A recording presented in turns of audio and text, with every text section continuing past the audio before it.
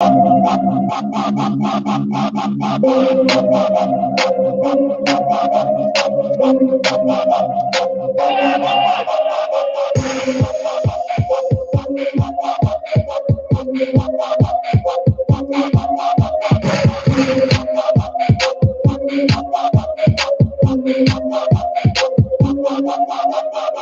morning, everyone.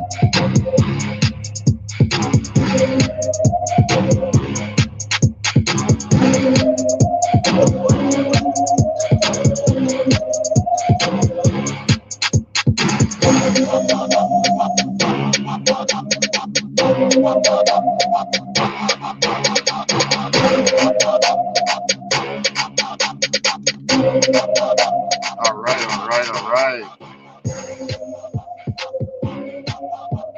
Got some drops for y'all. Hope everyone's doing all right today. It's a little cloudy and wet here where I am.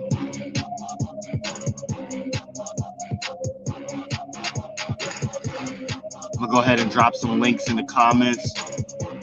Some interesting stories today.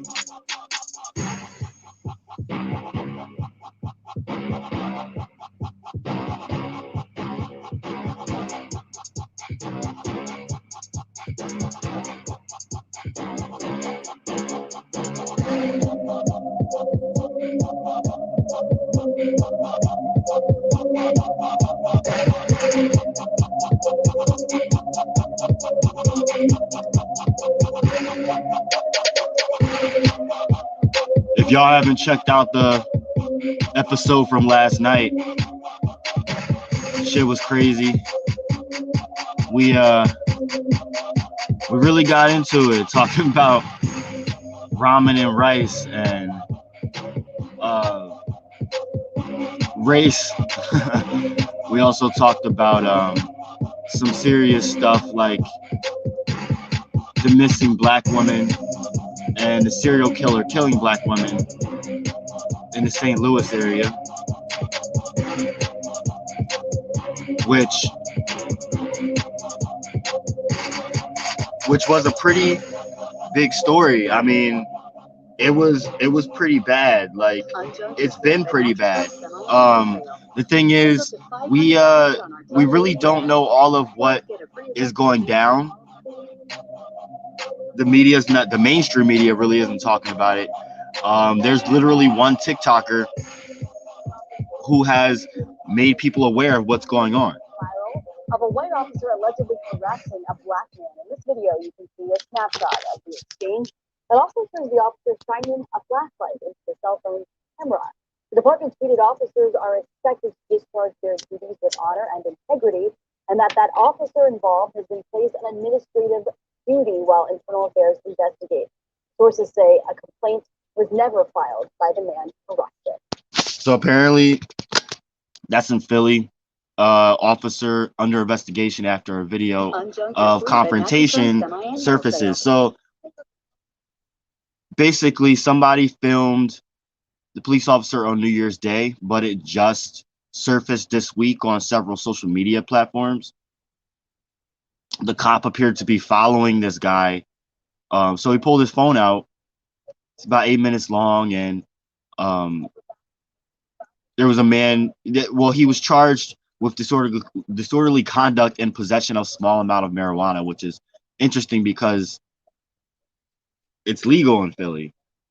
And you're allowed to have up to 1/8 on you, so interesting, but whatever.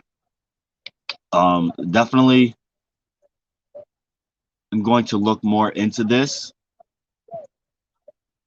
I'm gonna drop that in the comments for y'all.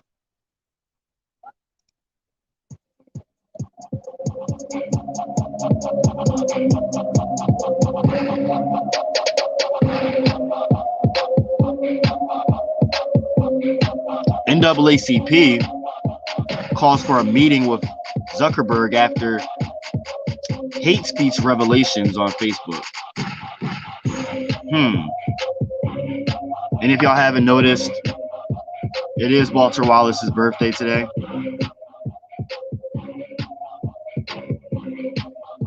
So I will be talking a little bit about him.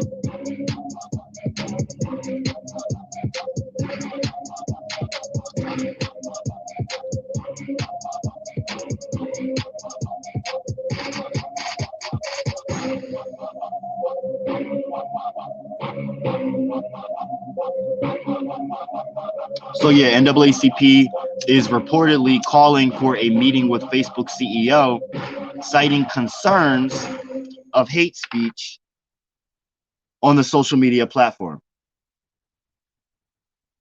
And you know what? I'm not surprised about that. They've been pretty biased, to be honest. The move by the civil rights organization comes after former Facebook employee and whistleblower, the one that y'all saw in the 60-minute interview, told a Senate subcommittee on Tuesday that a study showed that the company had only taken action on 3 to 5% of hate speech on the platform. Vaccine hesitation, political violence, and white supremacy are rampant. The NAACP and CEO Derek Johnson said in a statement, "Profiting on hate and disinformation is sickening and evil." Facebook has argued that the study Hogan cited, the whistleblower, only accounts for hate speech and that is automatically removed by the platform and not cases in which the hate speech is taken down after human review. It also stated that hate speech makes up less than 1% of the content on its platform. Hogan also released thousands of pages of documents revealing internal conversations concerning how the social network moderates the accounts of high-profile users compared to others, as well as the effects that Instagram, which is also owned by Zuckerberg, has on young users. The NAACP, along with several other civil rights groups, organized an ad boycott of Facebook earlier this year, saying at the time that the platform did not do enough to curb hate speech. Zuckerberg did meet with the organizations following the boycott, and they said, "We urged Mark Zuckerberg to address these issues over a year ago, but in our meeting, he simply danced around the severity of the company's failures, showing no interest in taking action. We've since experienced an insurrection. Election disinformation has brainwashed a significant portion of the country, and COVID falsehoods are spreading as rapidly as new variants are."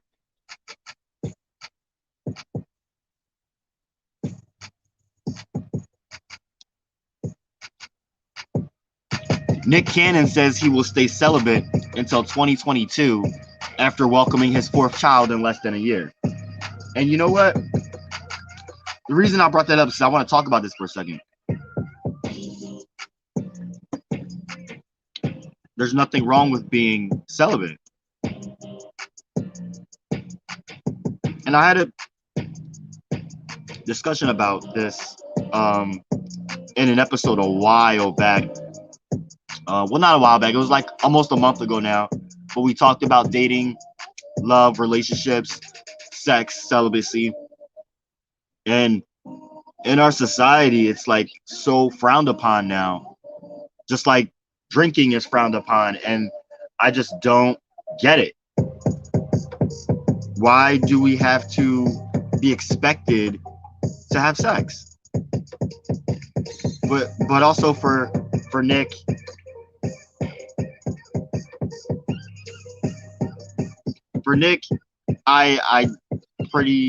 I commend him for this. I think it's a good decision. And do you, boo?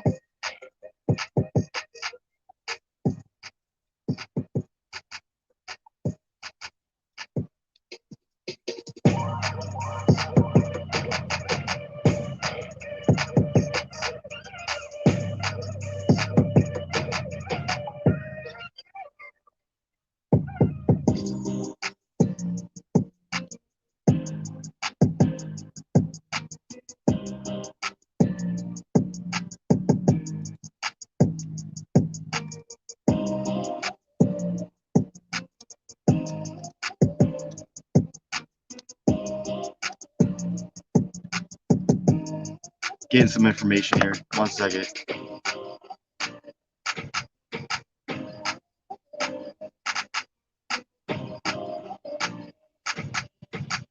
Remember, y'all know I've been following this story.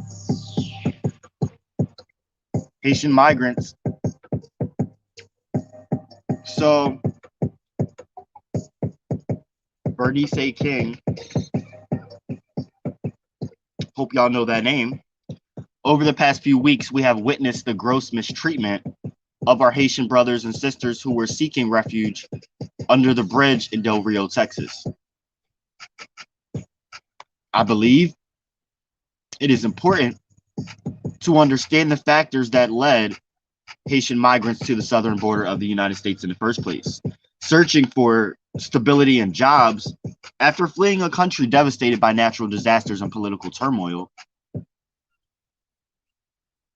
When my father wrote, "We are caught in an inescapable network of mutuality, tied in a single garment of destiny. Whatever affects one directly affects all indirectly." He knew the idea of America would have to include compassion and empathy for all if that idea were ever to become a reality. Those were the words of Bernice King, Martin Luther King Jr.'s daughter. The shocking abuse many migrants near the border of Texas experienced at the hands of the U.S. Border Patrol agents while attempting to seek asylum in the U.S. is unacceptable, and we must not allow these images taken and the trauma endured to go unchecked. I am concerned about the expediency of the Biden administration in deporting the majority of migrants back to Haiti, the poorest country in the Western Hemisphere, where conditions have only worsened due to the pandemic, the assassination of the former president, and a string of catastrophic natural disasters over the past decade.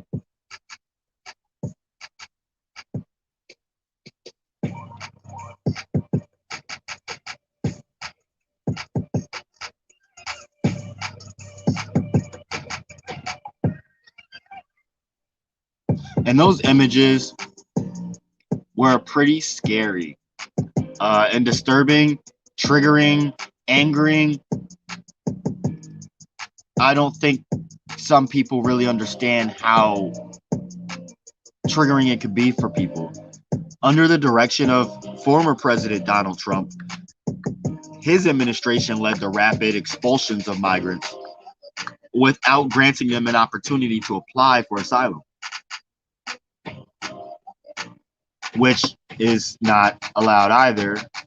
But, my concern is the Biden administration seemingly has continued to enforce this order despite pushback from civil rights organizations like the King Center, Haitian American activists, and many other organizations that believe in due process. I'm calling on the Biden administration to immediately reconsider the immigration policies and practices at the southern border by U.S. Border Patrol agents against Haitians attempting to seek asylum in the U.S. Our beloved community deserves better. Haitian migrants who arrive to these United States seeking asylum deserve better. The condition and treatment of our Haitian brothers and sisters is unacceptable, and U.S. policies in place to defame and deport these Haitians back to a country where they have little opportunity to provide for themselves and their families is not the American way. The U.S. was once a beacon of hope. They fled a nation under siege to find compassion, job opportunities, and stability. But now they will be forced to flee again. The world watches when there is a humanitarian crisis and people flee their homelands for the promise of America. This is our opportunity to create a beloved community and reestablish a sense of safety and security for those in desperate need.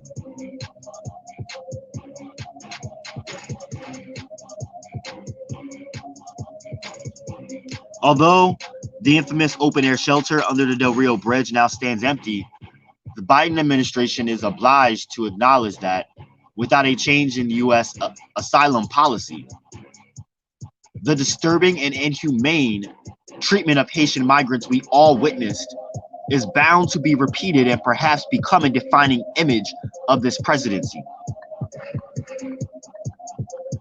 Those were the words of Bernice A. King, the youngest child of Dr. Martin Luther King Jr. and Coretta Scott King. And I'm going to post this article in the comments section for y'all to check out.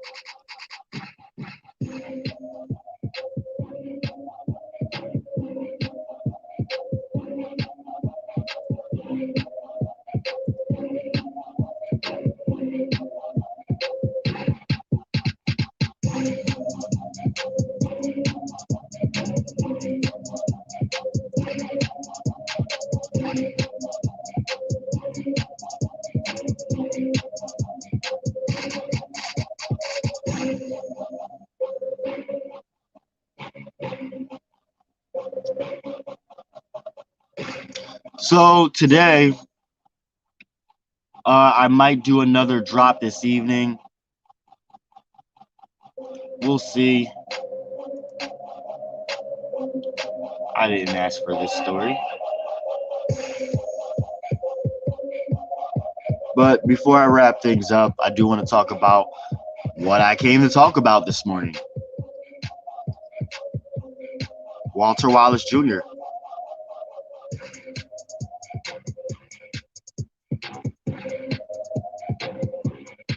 I wonder how Walter Wallace Sr. is doing. First of all, I hope y'all remember Walter Wallace, because that situation happened almost a year ago. We just commemorated the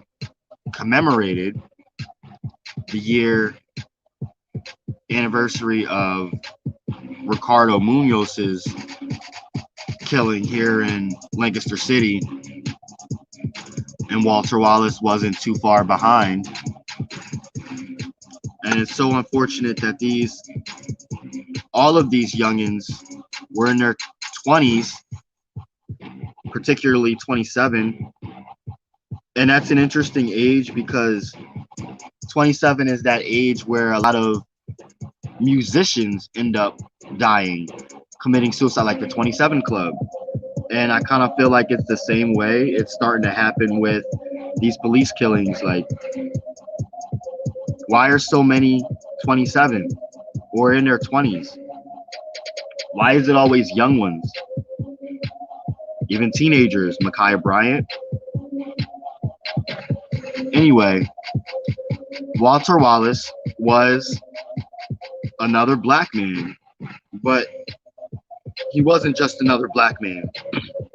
He was a life. He was a person. He was a family member. He was someone's boyfriend. He was someone's son. He mattered. His life mattered. So why didn't the officers use a non-lethal weapon or any kind of non-lethal methods before shooting him? He wasn't, and like Ricardo Munoz should still be here, but there was no kind of aggression whatsoever. And speaking in a Ricardo Munoz situation, there was no time to react. He reacted off of panic or just like lack of care. In this situation, they had time. There was no reason for them to shoot him when he was calm, and they could have easily subdued him.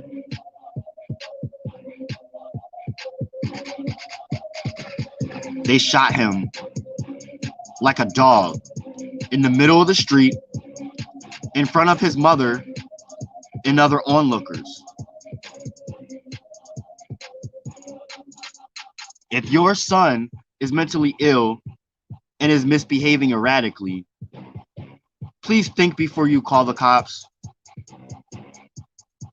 Seriously, y'all, if you do, he may wind up shot multiple times, as Walter Wallace Jr. was on Monday afternoon in West Philly. 2 cops fatally wounded him in front of his mother as neighbors watched, leaving a community traumatized not just by the shooting, but by the rioting and the destruction that took place in the streets after. I was there. I witnessed the protests. As soon as the video popped out, me and friends, we got together and we booked it down there. Viewed the cell phone video of the shooting multiple times, and can't get the sound of his mother's wails out of my head, or the questions we don't yet have answers to. Why didn't the officers use a non-lethal method before shooting him like a dog in the middle of the street in front of his mother and other onlookers? Why didn't they have tasers? Would a taser have even been able to stop him?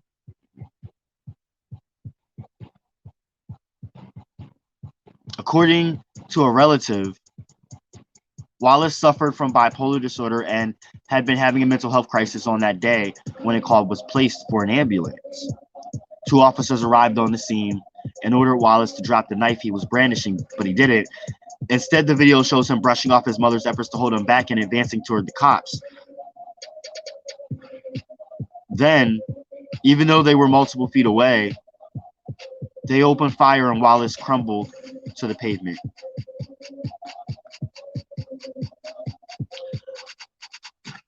There's something I want to, hopefully, dang, I can't share it. Oh, yeah, I can. Something else I want to share.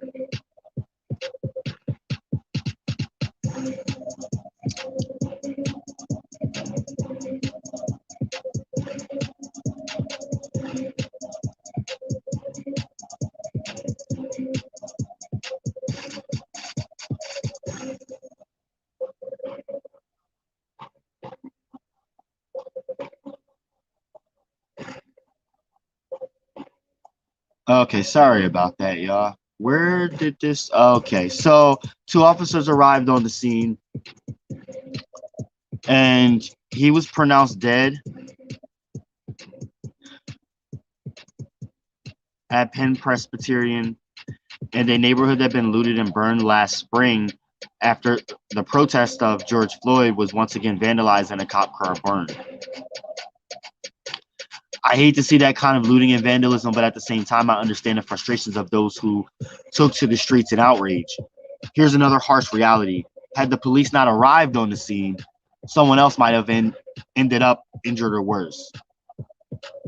Co-founder of the Black Men at Penn School of Social Work said based on what he had seen of the incident via video that Wallace's shooting seemed preventable. He also cautioned that it's tough to know how the victim's mental illness played into the situation. Anyone could say that he shouldn't have pulled the knife, but there's something underlying. In the end, he said, I don't know if the officers used wise judgment. It's easy to second guess. It's a completely different thing when you're an officer and face to face with a man brandishing a weapon and wondering if you're going to make it home that night.